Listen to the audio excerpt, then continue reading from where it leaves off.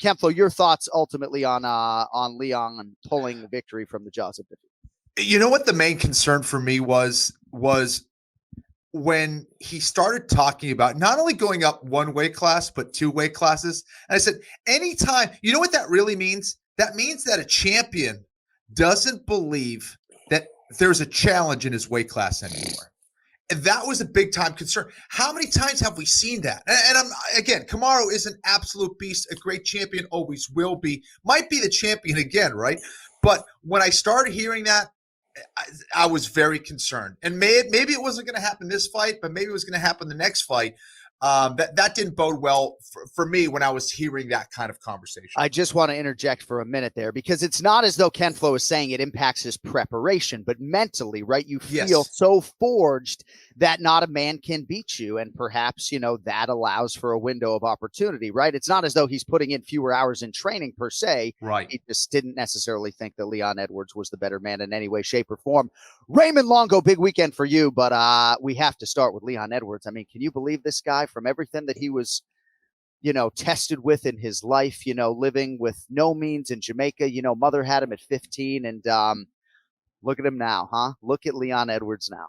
Yeah, great backstory. And just, I got to spend a little time with him and his team at like the press conference. They seemed just like salt of the earth, great people. Couldn't be happier for a guy. But I got to tell you, man, watching that fight, like in the 5th round, like he just looked off. I do believe when he says that was the worst Leon Edwards, I do believe him, because I was in the back going, I just can't believe he's just not pulling the trigger. Like, what's he waiting for? And he didn't look like he's reacting good. And then the next thing you know, same side, same kick, boom, knockout, and it's over. So he got it done, and perfect technique. If you had to even explain the way you do that technique, Kenny, you get that hand coming over to parry that punch, and the kick's right there. A lot of guys can't do it. They don't have the flexibility to bring that leg up right behind the hand.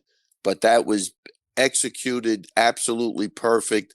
And more important, the corner advice, the cornering of Leon Edwards, I believe saved him in that fight, because they didn't mince words in that corner.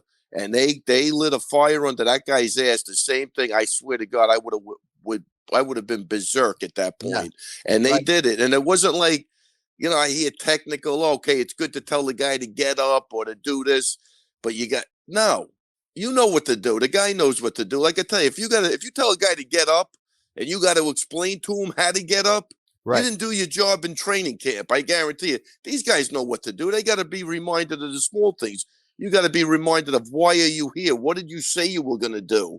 What happened to that? And I think they did a great job in that corner in between the 4th and 5th round. Oh, yeah. And he owes those guys a little something, because I tell you, guy did not mince words with him at all. And he got the job done, man. So it ended up even being a greater story for that reason. But if you go to my Twitter page, a lot of that audio from Dave LaBelle has been sort of repurposed with rocky music all together. It's fucking awesome. Hey, in terms of the kick, I need to hear your thoughts on the kick. Oh, that kick was beautiful and stuff. It can't be any better.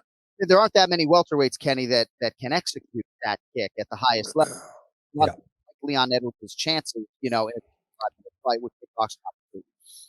Yeah, no, listen, I thought it was brilliant. I think the big thing for Kamaru was he was in Leon's best range. I think he got a little overconfident there, thought he was going to be able to land jabs and stuff like that. He's like, oh, let me strike with him for the rest of the round. Right. And Kamaru tends to do his best work when he's in tight and when he's up against the cage, right? That's when he's wrestling you. That's where he's using dirty boxing. And he was playing around where Leon Edwards is at his best. And Leon was switching stances back and forth, but when he's in that southpaw position, you have to watch out for that kick. He was throwing that kick right down the middle. He was investing in the body. And it was hard to tell whether he was trying to parry or whether he was trying to fake like he was throwing that left hand. Sometimes that left hand just kind of comes up to generate extra power on that left kick. Whatever it was, Kamaru Usman bit on it. Oh, without a doubt. You look at the replay, he shifts like he's getting out of the way of the punch and rammed right into that kick, adding that extra power and oomph onto that kick as he lowered that leg down. It was just unbelievable. And to go back to what Ray said about the corner, it was just brilliant stuff. And again, that video that you reposted, John, I reposted as well. Absolute chills on that one. Sometimes, and this goes for no matter where you are in your life, sometimes you need to believe in yourself when nobody else will. And there's other times where you need someone else to believe in you when you don't. And you had that corner who came in and injected that information at just the right time. And Leon isn't one who, gets all worked up or anything like that. People were talking about him not making eye contact with his corner and stuff. But when they said that, he did make eye contact for that second, and he knew what he needed to do. He didn't go berserk. He stayed within himself. He took the approach of an assassin. He waited for that one shot to the head, and man, did he get it. Yeah, and let me add, what else did I want to add to that? Oh, yeah, the other thing is why Kamaru felt comfortable with him is because nothing much was going on. He should have felt comfortable with him. He kind of, if that was a game plan to lull him to sleep to that, the guy did an excellent job. I don't think that was the case, but that's why he felt comfortable, Kenny. Nothing was really going on. He should have felt comfortable. He was cruising to another victory. He really was way ahead in that fight.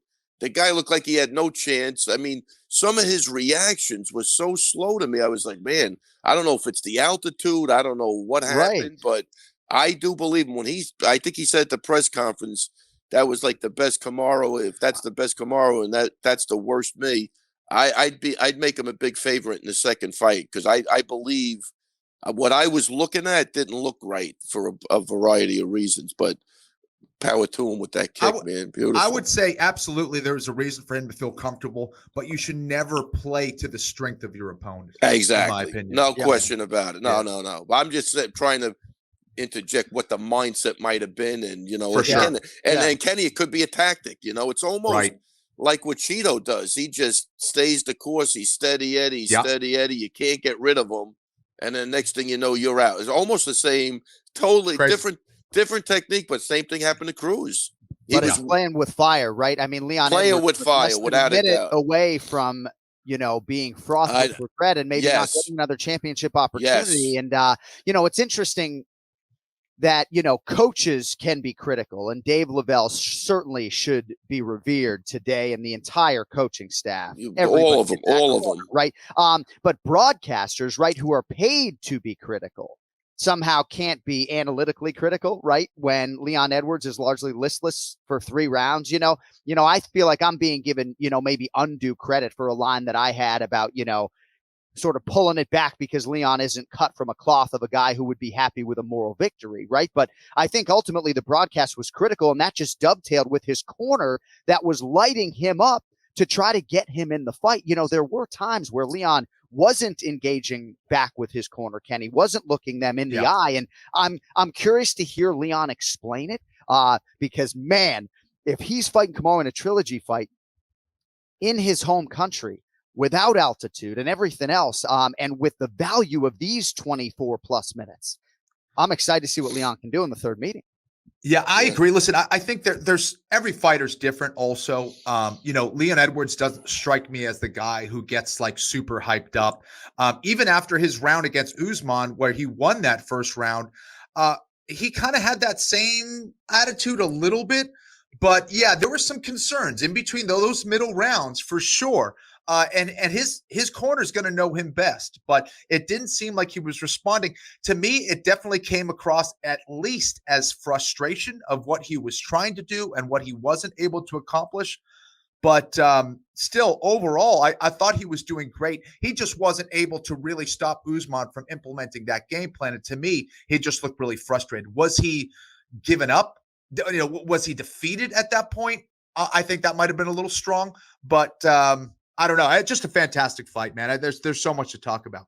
Yeah, I have a couple other things. Go ahead, Ray. Yeah, and John, I just wanted to, it was after Merab's fight. So the Rockhold fight, I kind of missed. I was in the back watching. I saw bits and pieces while I was like returning text messages, that type of deal. And this fight, I wasn't totally. We were doing interviews, so I was kind of frustrated watching the fight, but I wasn't watching the whole fight, so I didn't even hear the corner work up until the end of the fight. So to me, it was like a perfect scenario, that I felt they were feeling the same frustrations I was watching the fight because, you know, like, again, spent a little time. And he's a chill guy. He's not. So the cornering thing, he's similar to Aljo. Aljo, I'm not going to rile Aljo up in the corner. You could see even when I was screaming, look at the guy, you know, like trying to get him going. He's just chilling. Those guys are a little different. You got to know your guy. That's the thing. The coaches know who they're coaching. Yeah. Like everybody else interjects. I've had guys break down my guys the way I don't even know what the fuck they're talking about, Kenny, sometimes. Right. You know, I swear to God, Exactly. like, it is unbelievable to me. I'm like, wow, these motherfuckers, they're just searching for something to say.